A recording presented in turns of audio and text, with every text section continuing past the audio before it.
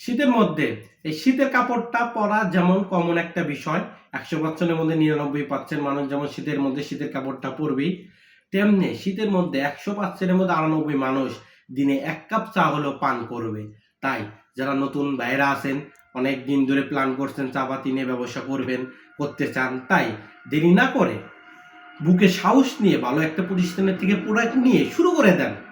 November মাস চলেই গেল, December, জানুয়ারি, ফেব্রুয়ারি মাস, 4টা মাস একটা কমন সময় চা পাতির ব্যবসা শুরু করার। তাই নতুন ভাইদেরকে বলবো বেকার না বসে থেকে ভালো একটা প্রতিষ্ঠানের সাথে যোগাযোগ করে ভালো মানের চা নিয়ে আপনি শীতের মধ্যে শুরু করে দেন, লস খাবেন না।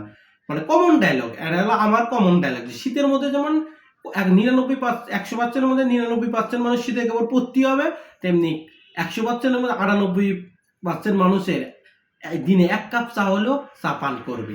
তাই আমাদের সর্বশ্রেষ্ঠ উত্তম ব্যবসার টাইম হলো এই শীতকাল। আসসালামু আলাইকুম।